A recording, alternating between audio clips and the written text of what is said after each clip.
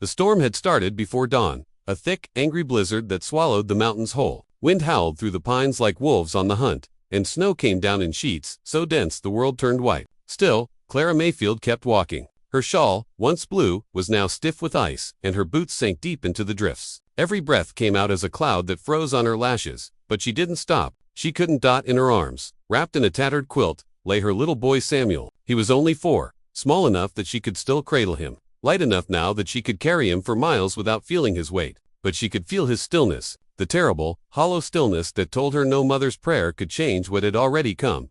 Her lips trembled as she whispered through the storm, "We'll find a place, my darling. Somewhere quiet, somewhere safe." Her husband John had been buried just last winter, when fever swept through the valley and left her with nothing but debts and a worn-down cabin. She'd tried to keep Samuel warm, feeding the fire with broken furniture when the wood ran out, praying every night that spring would come early. But spring didn't come, only more cold, and then the fever again. When his small body went limp in her arms that morning, Clara screamed until her throat was raw, but the mountains didn't answer. The only sound was the wind and her own sobbing. So she did what she always did when no one came to help. She carried on. She'd heard stories of a man who lived up beyond Pine Hollow Ridge, a reclusive trapper who'd once been a soldier. Folks called him the ghost of the mountain. Some said he was dead himself, a spirit who guarded the woods. Others swore they'd seen smoke from his chimney in the hardest winters. Clara didn't know if the man was real, but she prayed he was, because she didn't have the strength to dig through the frozen earth alone.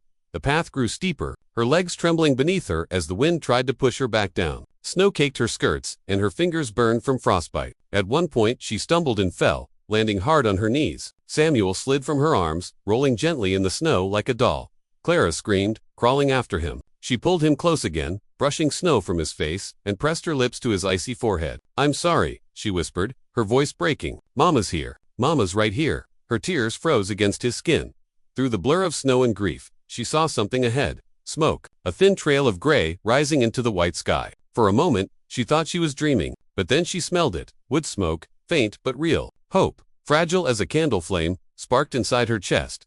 She pushed forward, each step heavier than the last. Her vision blurred, and the world tilted. Her ears rang. The last thing she saw was the shape of a cabin, rough-hewn and half-buried in snow. A single light flickered through the cracks of the shutters. Then her knees buckled. The world went black. When she hit the ground, the sound of the wind was replaced by a deep, rumbling voice. "Ma'am." A man's shadow fell over her, tall, broad-shouldered, wrapped in furs. He knelt beside her, brushing the snow from her face. His gloved hand hesitated over the small bundle in her arms. "God Almighty," he muttered when he saw the boy.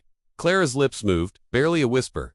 "Please, bury my child." The man looked down at her, his breath steaming in the cold. His face was half hidden behind a thick beard, his eyes fierce and tired, but not cruel. For a long moment, he said nothing. Only the wind filled the silence between them. Then, without a word, he lifted her and the child both into his arms. The warmth of his coat was the last thing she felt before darkness claimed her. Behind him, the snow covered their footprints, erasing the trail that had led her there, as if the mountain itself wanted to hide the story of a poor widow, a lifeless child, and the stranger who would soon challenge death itself. When Clara awoke, she thought she was in heaven. The crackling of fire reached her ears first, a slow, steady rhythm, like a heartbeat. The warmth on her face felt strange after days of bitter cold. Then came the scent of smoke and pine sap. Her eyes fluttered open, and for a moment she didn't know where she was.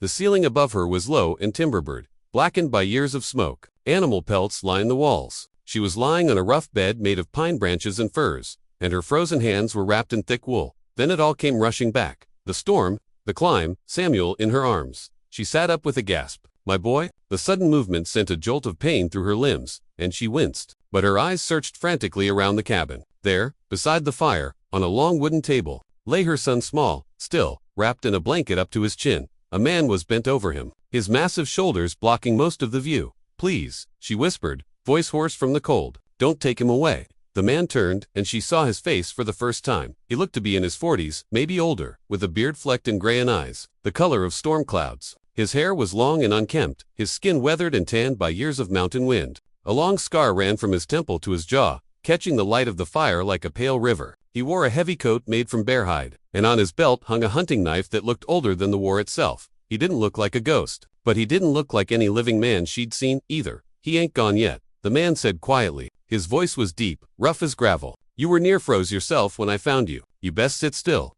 Clara blinked, tears welling up. You saved me." "Just kept the fire burning," he said, shrugging. "God did the rest."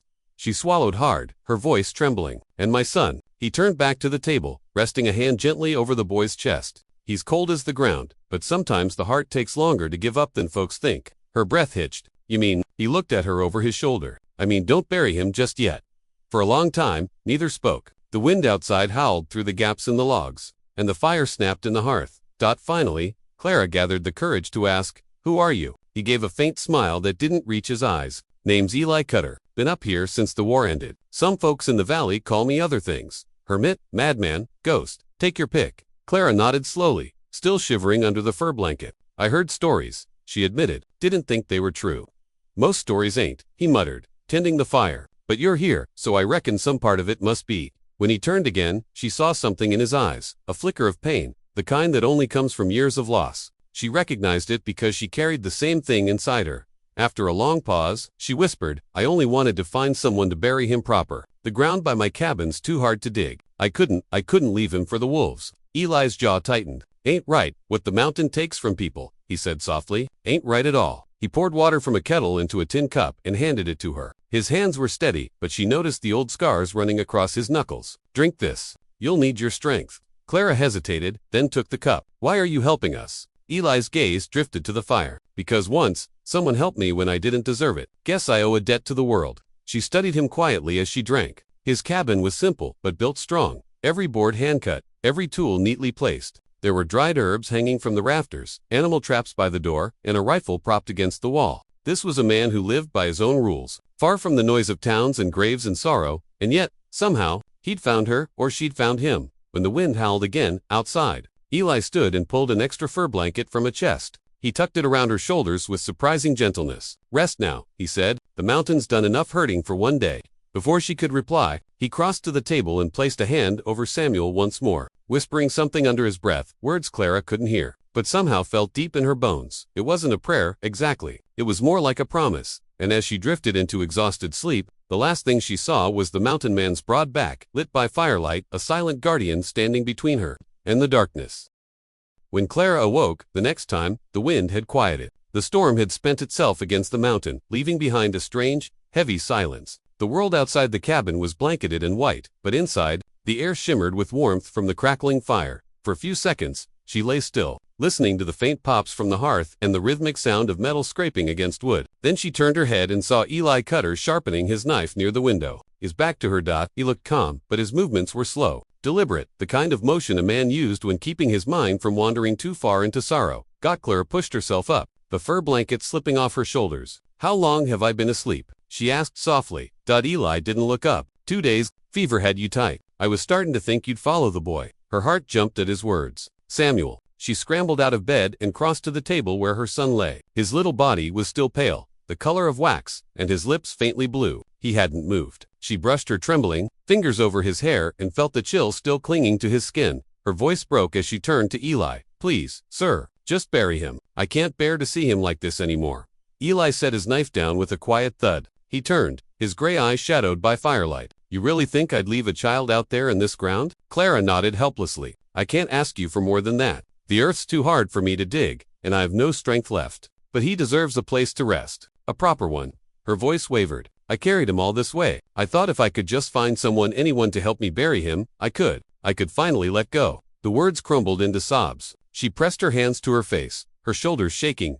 Eli watched in silence for a long time. He wasn't a man used to tears. He'd seen too many to count. Soldiers, widows, even his own. But something about hers, it hollowed him out. He walked to the table and stood over the small, still body. His big hands hovered uncertainly in the air before settling on the boy's blanket. "What was his name?" he asked quietly. "Samuel," she whispered. "Samuel John Mayfield." Eli's eyes closed briefly. "Good name." He stood there, unmoving, for several seconds, and when he finally spoke again, his voice was low and rough, as though dragged from deep inside him. "Ma'am, you're asking the wrong man to dig a grave." Clara blinked through her tears. "I don't understand." Eli turned toward her, his expression carved from stone. "When I found you out there, you weren't breathin', right? You was near gone yourself. But I carried you both back, and I seen the boy's face. I seen the way he looked, like he was halfway between here and wherever the Lord keeps the innocent." He stepped closer, voice steady but fierce. "But I ain't burying him, not while I still breathe." Clara's breath caught. "You can't, he's cold. He's gone." Eli shook his head, his tone unshakable. "Not gone, not yet. The body's cold, sure, but I've seen men colder come back when they shouldn't have. Sometimes death don't stick, not if there's still a soul willing to fight it. She stared at him, torn between disbelief and desperate hope. You think you can save him? I don't think, he said simply. I aim to try. He moved quickly then, pulling a bundle of herbs and dried roots from a shelf. He set a kettle of snow water over the fire to boil and began crushing the herbs with a stone. The smell of pine, wild mint, and something sharp filled the air. Clara could only watch as he worked, his big hands gentle and sure, his face set in grim concentration. Finally, he dipped a cloth in the steaming water and began to rub the boy's arms, chest, and feet, speaking low under his breath, words Clara didn't understand. What are you saying? She asked. Old words, Eli muttered. From the mountains, for warmth, for breath, for hope. She sank to her knees beside him, clutching Samuel's small hand. Please, please, bring him back. Eli didn't answer. He just kept working, his jaw tight, his eyes fixed on the flicker of life he swore he could still feel beneath the boy's skin.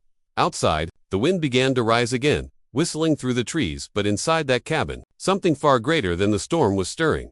Hope, fragile, impossible hope, had found its breath again. The night deepened, and the fire in the hearth hissed as snow melted down the chimney stones. Clara sat beside the table, her son's tiny hand cradled in hers, while Eli moved about the cabin with slow precision. He fed the fire until the air shimmered with heat, poured more boiling water into the pot, and mixed another handful of herbs, roots he'd gathered from the high slopes where few men dared to tread. Their scent filled the room, pine, cedar, sage, and something bitter that burned the throat. Clara watched him, exhaustion and disbelief warring inside her. You've done all this before, she whispered. Eli didn't answer right away. He stirred the pot, the muscles in his arms tense. Finally, he said, a long time ago. She wanted to ask more, but something in his tone silenced her.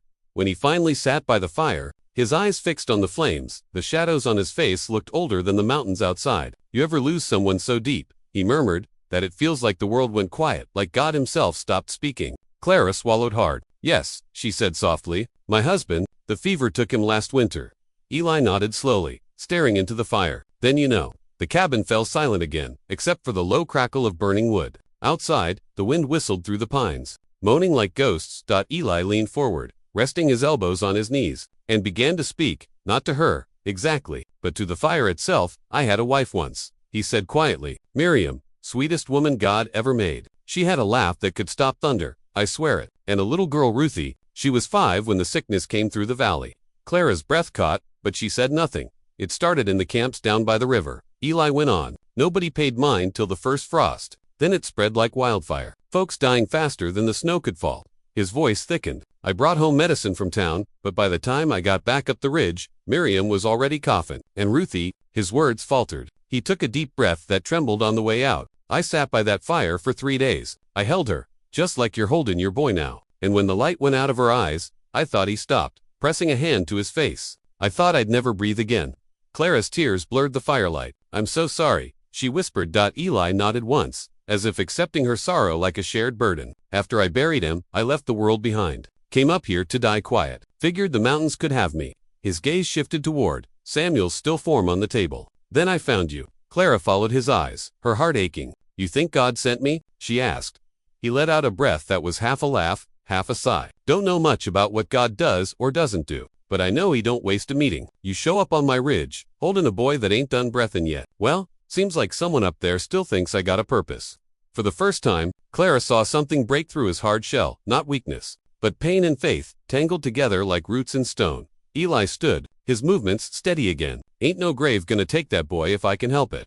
He poured a ladle of the steaming herb mixture into a bowl, dipped the cloth, and began to warm the child's chest once more. You hear me, Samuel? He murmured. You come back, little man. You got a mama who still needs you. You got a life waiting. Clara bowed her head, tears falling onto her son's blanket. The rhythm of Eli's rough voice filled the cabin, steady, commanding, full of something ancient. Hours passed. The fire burned low, and somewhere between exhaustion and dawn, Clara realized she wasn't just watching a man fight for her child's life. She was watching him fight his own past, wrestle the ghosts that had haunted him through every lonely winter.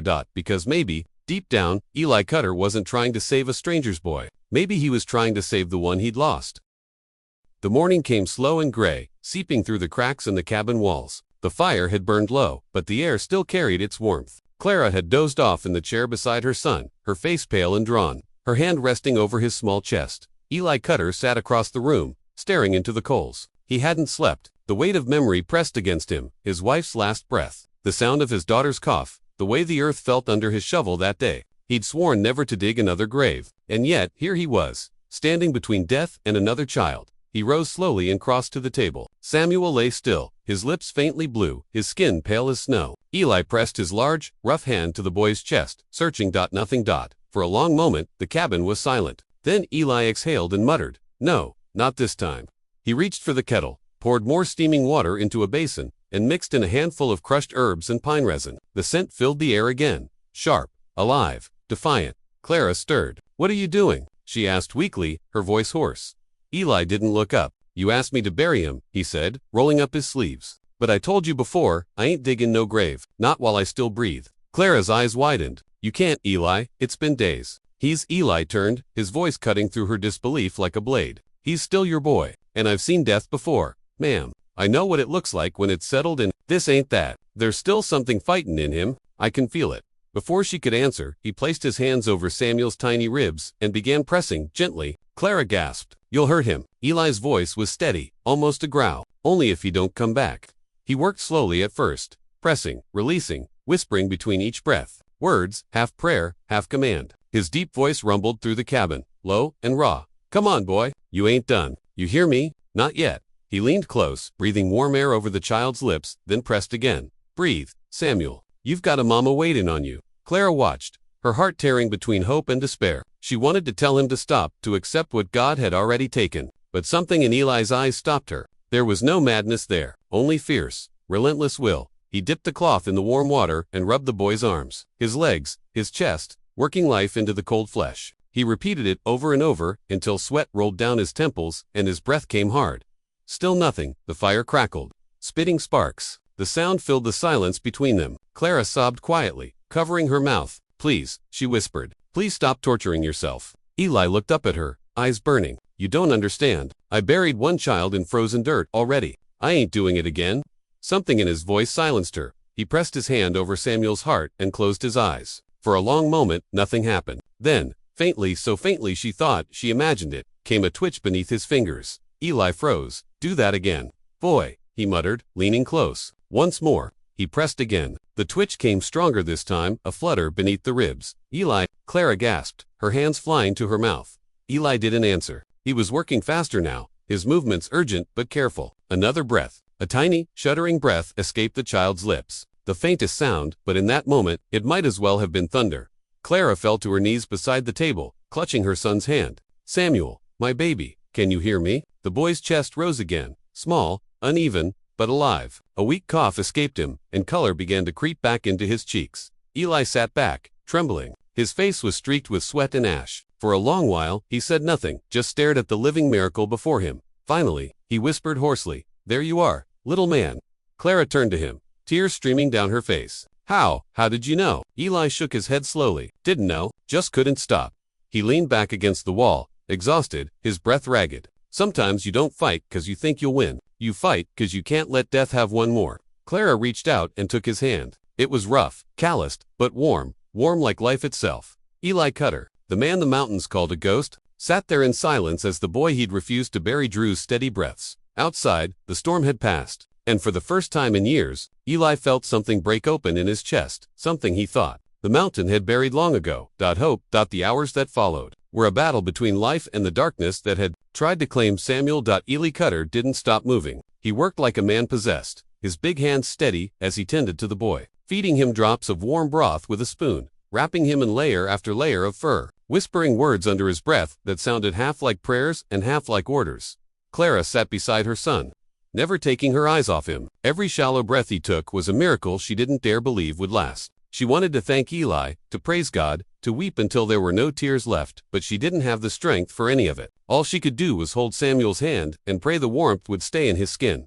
Outside, the wind raged against the cabin walls like a living thing, shaking the shutters and howling through the cracks. Inside, Eli kept the fire alive, piling on logs until sparks leaped up and painted his face in golden shadow. Clara finally whispered, "You've been awake all night. You need to rest." Eli grunted, never looking up. "Rest's for the dead. We're keeping the boy on this side. Remember." His tone was rough, but she could hear something under it. Fear. The kind of fear only a man who'd already lost everything once could understand. She said softly, You really believe he'll make it? Eli paused, his jaw tight. He's breathin', ain't he? That's enough for now. He knelt beside Samuel again, placing a hand against the child's forehead. Fever's still trying to come back, he murmured. We'll fight it the way we fight the cold, with heat and patience. He fetched another pot from the shelf, filled it with snow, and hung it over the fire. As it melted, he crushed herbs with a stone bowl, sage, wild onion, and something that smelled like medicine and would smoke. Clara watched his every move. There was something in the way he worked, not panic, not haste, but focus, born of pain. She finally whispered, "You did this before, didn't you? Tried to save someone?" Eli didn't answer at first. The only sound was the steady grind of stone against root. Then, he said quietly, "Yeah, my little girl. Didn't make it, I'm sorry," Clara said, her throat tightening. He nodded once. "So am I." They both fell silent again. The fire popped, throwing embers into the air like tiny stars. When the steam began to rise, Eli dipped a cloth into the hot water and wrung it out carefully. Then, inch by inch, he warmed Samuel's limbs again, never rushing, never giving up. The boy's breathing grew stronger, though shallow still. At one point, Clara reached out and took Eli's hand to stop him. "You've done enough," she whispered. "He's safe now." Eli looked at her, his eyes dark and distant. "Safe ain't the same as livin', ma'am. Death don't give up easy. You gotta fight it till the last breath." His words sent a shiver down her spine. Hours passed. The snow outside softened, the storm's fury fading into a soft, endless white. Inside, the boy's small body began to tremble, not from cold, but from life returning. His fingers twitched, his chest rose more deeply with each breath. Clara wept silently, clutching his hand as if it were a piece of heaven. Eli leaned against the wall, exhaustion finally catching him. His head drooped, but his eyes never left the boy. "Eli," Clara said softly, "you saved him." He shook his head slowly. "No, I just stood in the way long enough for God to change his mind." She smiled through her tears. "You talk like a preacher." He huffed out a quiet laugh. "Lady, if you knew me, you'd know I ain't no preacher." But there was a warmth in his voice now, a flicker of something he hadn't felt in years. For the first time since the fever took her husband, Clara felt peace settle into her heart. She looked around the cabin, at the rough walls, the handmade shelves, the tools hung with care, and realized it didn't feel like a stranger's home anymore. It felt like a sanctuary. Samuel stirred then, his lips parting as he whispered weakly, "Mama." Clara gasped and bent over him, pressing kisses to his forehead. "I'm here, baby. I'm right here." Eli smiled faintly and stood, turning to hide the emotion that tightened his throat. He threw another log onto the fire and said quietly, "Told you, ma'am, not while I still breathed." And for the first time in years, the mountain man who had come to the wilds to die had helped someone live. The sun rose slow and golden over the peaks, spilling its first light through the cracks of the cabin. For the first time in what felt like forever, the world outside wasn't all white and gray. It shimmered. The storm had passed. Clara opened her eyes to see Samuel sleeping soundly beside her, his chest rising and falling with calm rhythm. His cheeks had color again, faint but real. The sight made her breath hitch in her throat. She hadn't seen that look of peace on his face since before her husband died. Eli was slumped in a chair near the fire, chin resting against his chest, snoring lightly. His coat was still dusted with snow from the night before, and his big hands were blackened from soot and ash. Clara smiled softly. The man who'd looked like a ghost when she first saw him now looked human, weary, but alive. She reached for Samuel's hand and whispered, "We made it, sweetheart." The boy stirred, opening his eyes to look at her. His voice was weak but clear. "Mama, is it morning?" Tears filled her eyes. "Yes, baby, it's morning." Eli's eyes fluttered open at the sound. He looked around half alert, then blinked when he saw Samuel awake. "Well, I'll be damned," he muttered, rubbing his eyes. "Kid's got more fight in him than most men I've known." Samuel tried to sit up, but Eli stopped him gently. "Easy now, little man. You just won yourself another day. Don't go throwing it away by being stubborn." The boy smiled faintly, and for the first time, Clara heard him laugh, a weak, raspy little sound that filled the cabin like sunshine. Eli chuckled too. "Yeah, there's life in you yet." Clara turned to Eli. "You saved him, Mr. Cutter. I'll never be able to thank you enough." He shrugged, uncomfortable. "Didn't do it for thanks. Just couldn't bury another child in this cold ground." His words carried the weight of memory, and Clara didn't press him further. She understood now that he carried ghosts of his own, the kind that didn't rest easy. Eli moved to the window and peered out. The world beyond was buried under new snow, but calm and still. Smoke from the chimney rose straight up into a blue sky. "Storm's done," he said. "Might be a few days before the trail clears, but you're safe here." Clara stood, pulling the blanket tighter around her shoulders. "We've been running for so long," she said softly. "I almost forgot what safe felt like." Eli turned, his expression softening. "You can stay till the boy's strong enough to travel. Ain't much, but there's food, fire, and a roof that don't leak." She smiled. It's more than we had before. For the next few days, life inside the cabin settled into something almost peaceful. Eli taught Clara how to mend a fire the mountain way, using pine, resin, and bark to keep the flame steady through the night. He showed Samuel how to whittle a piece of wood into a small horse. Clara, in turn, cooked for him real meals, not the dried meat and cold beans he'd lived on for years. The smell of stew filled the small space, mixing with the scent of pine smoke and fresh bread. One evening, Samuel sat by the fire, giggling as Eli told a story about the time he wrestled a bear. A story Clara suspected was mostly fiction. She watched the two of them, the weathered mountain man and her frail little boy, and felt something stir in her chest that she hadn't felt in years. Hope. Later, when Samuel had fallen asleep, she turned to Eli. "You've been alone up here a long time, haven't you?" He nodded slowly. "After my wife and little girl passed, there wasn't nothing left down there for me. The mountain don't judge a man for what he's lost. It just lets him be." Clara's voice softened. "Maybe that's true, but it's not meant to keep a man from living." Eli, he looked at her for a long time, firelight dancing in his eyes. "Maybe, but living's hard when the world already took your heart." She didn't look away. "Then maybe it's time to take it back." Eli blinked, surprised by her courage. He'd spent years pushing people away, hiding behind silence and snow. But this woman, this fragile widow who'd walked into his world begging for a grave, was pulling him back to the land of the living, one word at a time. Outside, the mountain wind sighed through the trees. Inside, warmth filled every corner of the cabin. For the first time in a long while, Eli Cutter didn't dread the dawn. The snow had begun to melt by the time Samuel could walk without Clara's help. Each day, the mountains shed their white coat a little more, and life peeked through thin blades of green under the frost, and rivers whispering where ice once held silence.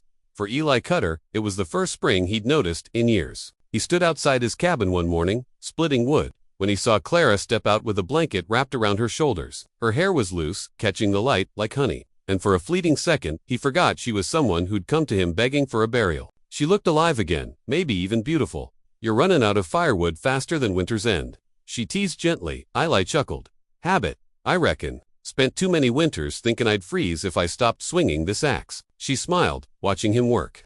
There was a calmness in his movements, a steadiness that felt safe. "You've lived up here all alone since your family." He paused, the axe half. "Yeah. Didn't see much sense in talking to folks after that." Clara nodded slowly. "But you did talk to me." Eli gave a small smile. "Didn't have much choice, ma'am. You showed up on my porch with a child and a prayer." She laughed quietly, the sound soft as wind chimes. "And you answered it." Eli looked down, his grip tightening on the axe handle. "I didn't answer nothing. Just didn't have it in me to let another little one die." Her gaze softened.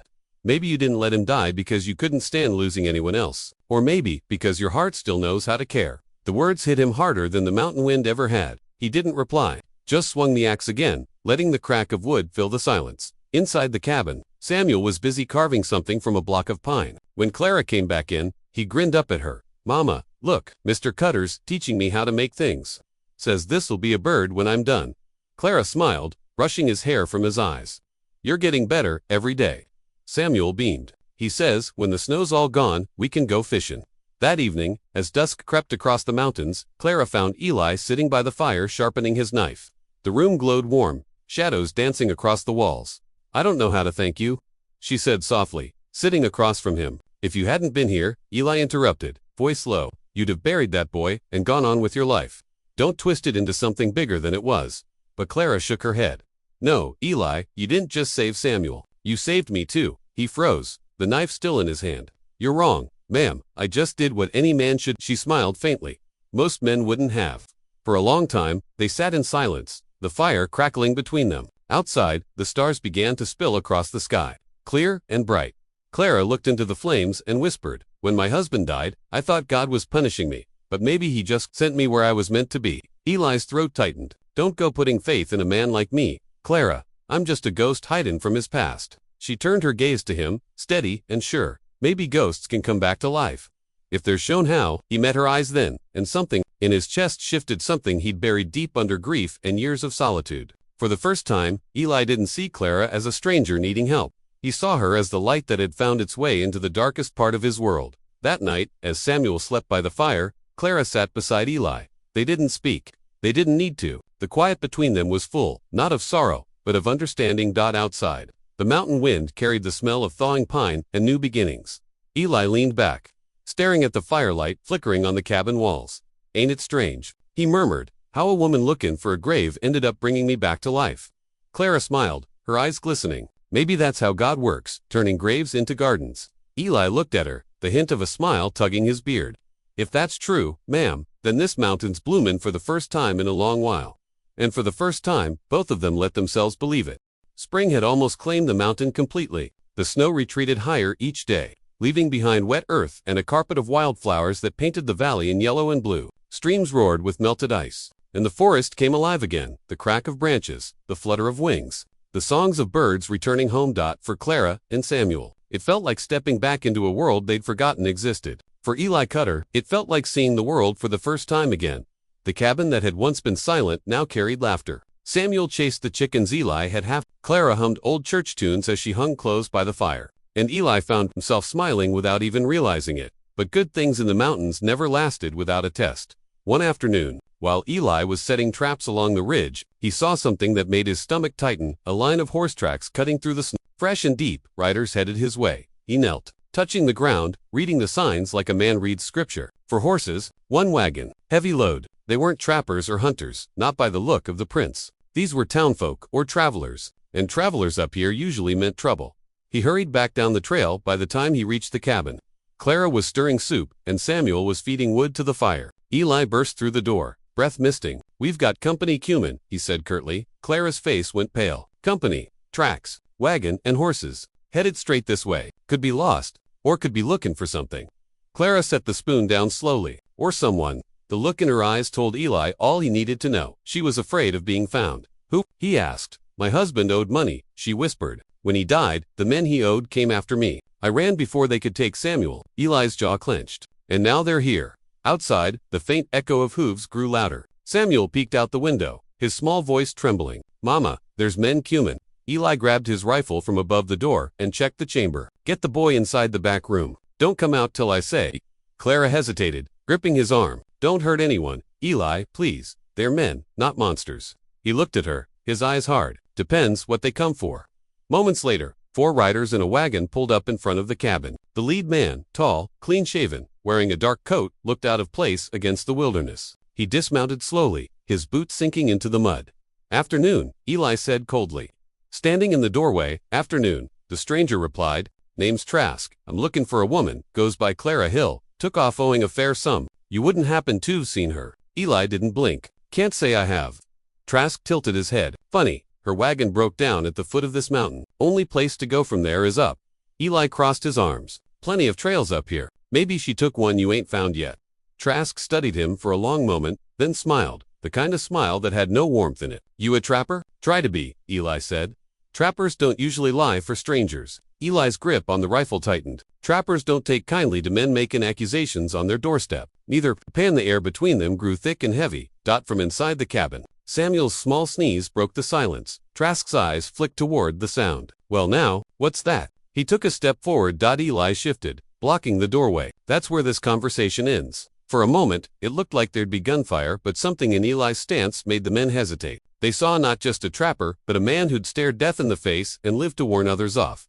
Trask spat into the dirt. "You're mackin' a mistake, old man. Harboring debt-runners ain't wise." Eli didn't move. "I've made worse ones." Trask's mouth twisted into a smirk. "We'll be back." The men turned their horses and rode off, the sound of hooves fading down the trail. When they were gone, Eli lowered the rifle and turned back to the cabin. Clara stood there, her face white as snow. "They'll come again," she whispered. Eli nodded grimly. "Then we'll be ready." She met his gaze, not as a helpless widow anymore, but as someone who knew what it meant to stand beside him. "You don't have to fight for us, Eli." He looked at her for a long moment, then said quietly, "I already am." Outside, the mountains loomed silent, ancient witnesses to a man who'd once sworn never to care again, now preparing to fight for something worth living for. The next day dawned gray and heavy, clouds rolling low over the peaks like a warning. Eli Cutter woke before the light broke the horizon, his instincts gnawing at him like wolves. Men like Trask didn't make idle threats, they'd be back. And soon, he checked his rifle, sharpened his knife, and loaded extra shells into the leather belt that hung over the door. Clara woke to the sound of metal clicking. "Eli," she said softly, wrapping a shawl around her shoulders. "You can't fight for men alone." He looked at her calmly. "I can fight for what's mine to protect." She stepped closer. "We can leave. There's another trail down the north ridge." He shook his head. "Too dangerous for you and the boy, and they'd catch us before nightfall. This here's our ground. I know every tree, every shadow. That gives us the edge. Clara's lips trembled. You'll get yourself killed. Eli's voice softened. Not while I still breathe. He went outside then, the cold biting his face, the air sharp with pine and coming rain. He could feel the storm pressing down on the world, the kind that didn't come from clouds. By midday, they came. Trask and his men rode through the trees like thunder. For riders, rifles slung, eyes cold and hard. Eli waited in the clearing, shotgun across his arm. Didn't figure you'd come back so soon, he called. Trask dismounted slowly, the others spreading out behind him. Told you I would. I don't take kindly to liars. Eli's eyes narrowed. Ain't lying when a man says he'll protect what's under his roof. Trask smirked. She owes me, old man. Her husband took my money, and she took what was left of his belongings. You hand her over, and we'll be on our way. Eli's voice turned to steel. You're standin' on a mountain that buries thieves and cowards. You best turn back for it claims you too. Trask laughed. You're just one man. Eli cocked his rifle. Then it's a fair fight. The standoff lasted only seconds before the first shot cracked through the air. A bullet splintered the tree beside Eli, and the mountain echoed with gunfire. Eli moved fast, dropping behind a boulder and firing back. The echo rolled through the valley like thunder. One of Trask's men fell, clutching his leg. Another dove for cover. Clara, hidden inside the cabin with Samuel, pressed her son's face into her shoulder as the sound of violence tore through the mountainside. Eli reloaded. Everymotionpractice.com. Years of hunting had made him quick and patient. Every shot counted. Another man went down screaming. But Trask was clever. He circled wide, flanking toward the cabin. He kicked open the door with a roar. Where is she? Clara screamed, clutching Samuel tighter. Before Trask could raise his gun, a voice bellowed from behind him, deep, fierce, and full of fire. Leave her be. Eli crashed through the doorway, tackling Trask hard. The two men hit the floor, the gun skidding away. They wrestled, fists and fury, years of pain unleashed in every blow. You don't understand, Trask snarled. That woman owes me. Eli slammed him against the wall, his voice low and shaking. You can't owe a man what he never earned. She's free now. Trask swung his fist, grazing Eli's cheek. You think you can save her? You couldn't save your own. The words hit like a hammer, but instead of breaking him, they ignited something in Eli's chest, the last spark of a father who'd once buried his child. Beneath this same mountain, he pinned Trask down, gripping his collar tight. You're right, he growled. I couldn't save mine. But I'll die before I let another child lose his mother. He threw the man outside into the snow and raised his rifle, not with hatred, but with purpose. Get off my mountain, Eli said. Trask, bleeding and broken, glared at him for a long second, then turned and stumbled toward his horse. His remaining men followed, dragging the wounded one behind. The sound of hooves faded into the distance. Swallowed by the pines, Eli stood still for a long while, chest heaving, snow melting on his skin. When he finally turned, Clara was at the doorway, tears shining in her eyes. Eli, she whispered. He looked at her, voice quiet now. It's done. She stepped forward, her hands trembling as she touched his arm. You could have died. He met her gaze and said softly, would have been worth it. She threw her arms around him then, and for the first time since his daughter's death, Eli let someone hold him. Really hold him. Samuel peeked out from behind his mother, eyes wide. Mr. Cutter, are they gone? Eli smiled faintly. They're gone, little man. You're safe now. The boy grinned, running to him. You're like a hero from Mama's stories. Eli laughed, rough and low. Ain't no hero, son. Just a man who ain't done breathin' yet. Outside, the mountain wind carried away the last of the smoke, leaving behind only peace, the kind earned by blood, courage, and love. Clara took Eli's hand. Looking out over the valley, what happens now? He squeezed her hand gently. Now, ma'am, we live, and as the sun broke through the clouds, pouring gold across the snow-capped peaks, Eli Cutter finally felt what he thought he'd buried with his child. Long ago, Hope the mountain had taken everything from him once, but this time, it had given something back. Life.